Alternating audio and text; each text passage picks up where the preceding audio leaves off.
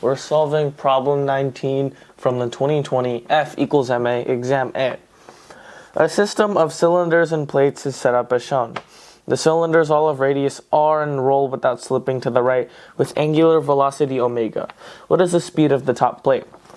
Now, we recall that rolling without slipping and like this is basically has omega, the angular velocity omega has to be the velocity over the radius of, say, a circle rolling, right?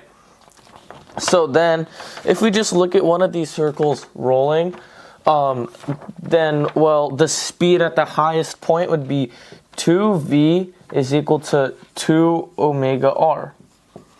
So, if this is the speed at the highest point, so like, say this one, the speed up here is 2 omega r, so therefore, this plate is moving at 2 omega r.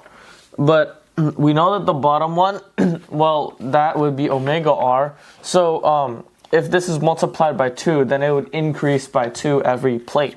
So this plate would be 2 omega r, and then 4 omega r, and then therefore 6 omega r.